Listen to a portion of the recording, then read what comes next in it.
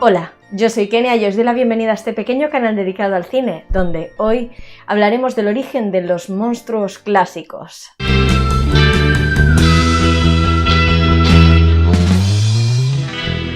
Imprescindibles todos los Halloweens cuando no sabes de qué disfrazarte y también en el cine de terror. Os contaré por qué les tememos, cuál es su historia y os recomendaré un par de películas donde sean los protagonistas. Vamos directos al grano y comencemos con la momia. Es una creencia popular que el proceso de momificación tiene su origen en Egipto. Sin embargo, las momias intencionales más antiguas conservadas son de Chile y Perú. Son las momias del pueblo de los Chinchorro, un pueblo de pescadores que comenzó a momificar a sus muertos hace 9000 años. El proceso de momificación quizá era un poco torpe, pero muchas de ellas se conservan hasta nuestros días. También Lady Di es una momia muy famosa y es de origen chino. Y Lady Di data de la dinastía de los Han. Me hace gracia porque hicieron una reconstrucción de la señora y os voy a enseñar cómo era antes y cómo es ahora. Y es evidente que algo no le sentó bien. Lo dicho, como todas las culturas, en Egipto también evolucionaron y adaptaron nuevas costumbres, entre ellas esta, la de la momificación. Al principio lo que hacían era enterrar a sus muertos en el desierto, ya que no querían desaprovechar las tierras fértiles que utilizaban para cultivos. ¿Y qué pasaba? Pues que les daba un aire y se quedaban al descubierto. Con la singularidad de que en las condiciones del desierto los cuerpos quedaban secos y perfectamente conservados durante mucho tiempo. Y así, con el tiempo, desarrollaron el proceso de momificación, que tenía básicamente fines de origen religioso. Este proceso, si tenías pasta, podía llegar a durar 70 días. Yo soy muy fan de las momias y de su mitología, pero vosotros no habéis venido aquí a una clase de historia.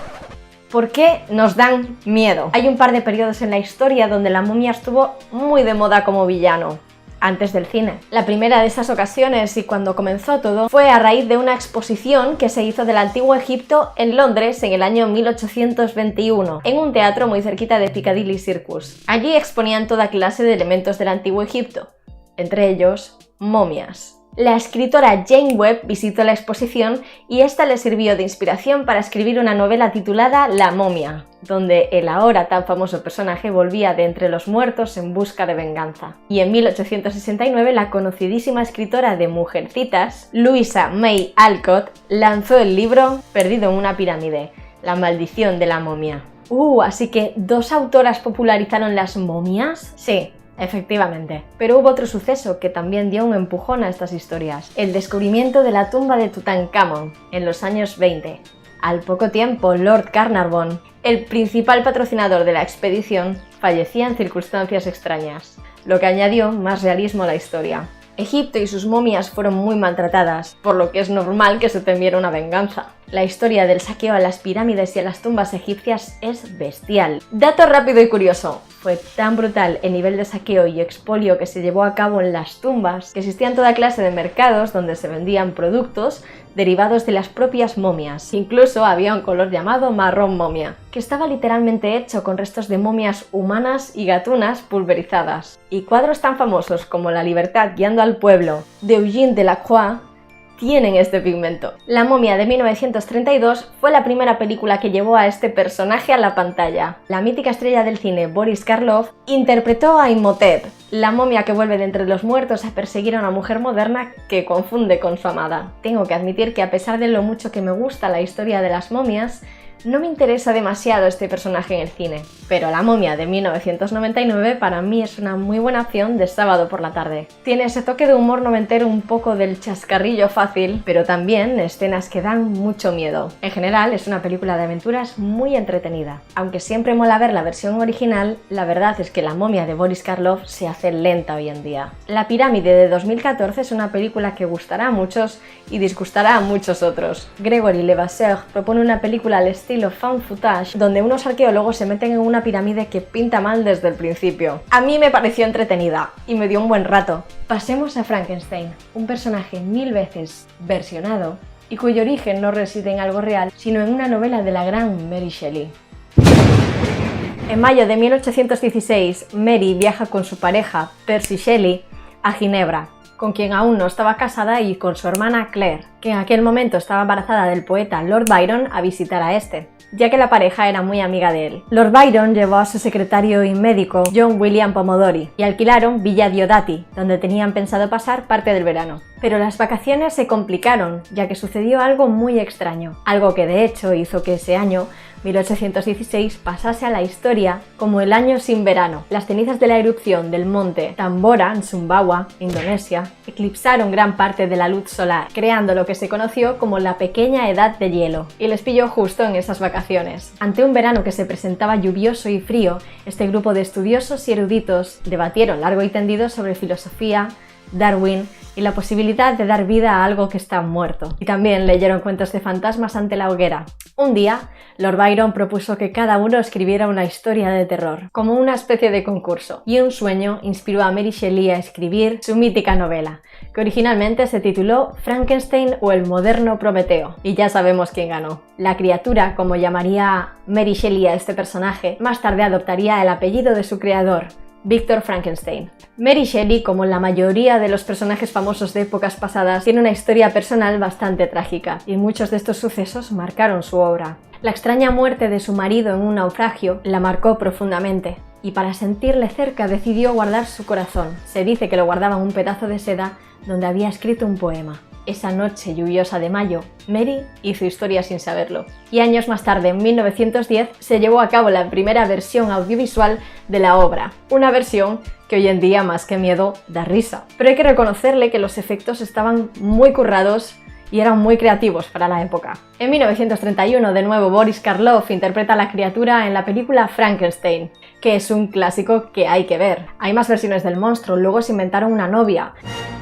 Entre 1964 y 1966, un monstruo de Frankenstein de marca blanca llamado Hermann Munster fue el cabeza de familia en la serie de televisión The Monsters.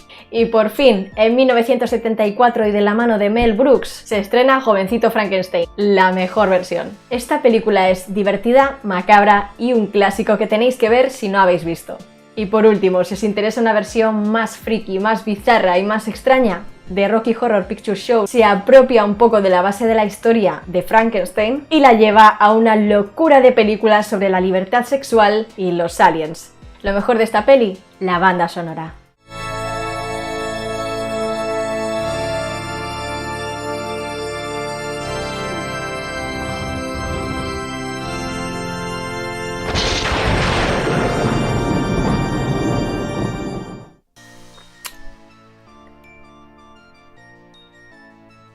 Uy, habéis pillado comiendo.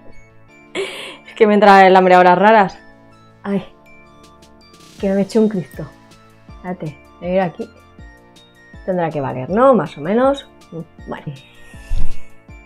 El licántropo pertenece a la memoria popular desde hace años. Se piensa que algunas leyendas comenzaron en Europa en algún momento indeterminado. La primera mención escrita a esta bestia está en las Metamorfosis, de Ovidio, que datan del año 8 a.C.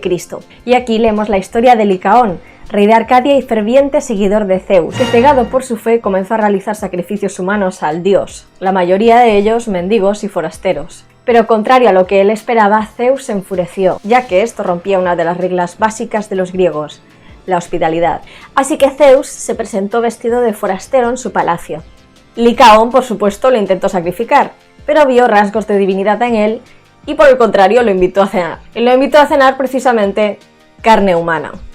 Zeus se encolerizó, lo convirtió en lobo y destruyó su castillo. Así, Licaón pasaba las noches aullando por el perdón del dios. Si os fijáis, Licaón suena muy parecido a la palabra licántropo, que es una combinación de las palabras griegas licos, que significa lobo, y anthropos, que significa humano.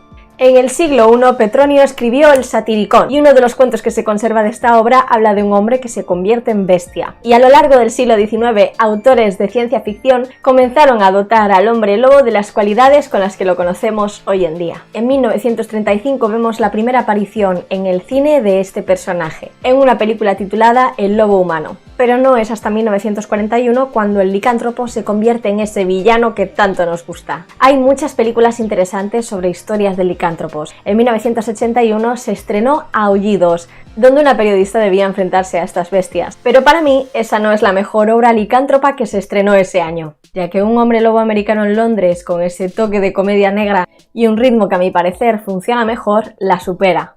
Además es considerada la película con la mejor transformación de hombre a lobo del cine, y la verdad es que es brutal.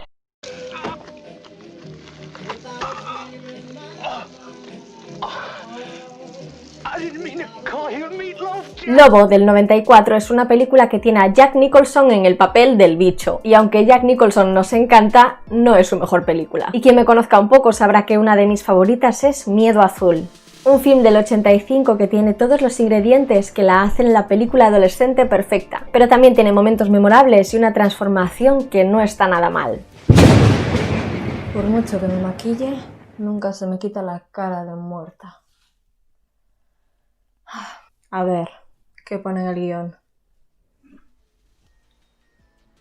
Y para terminar, los que yo considero los maestros del terror, los vampiros.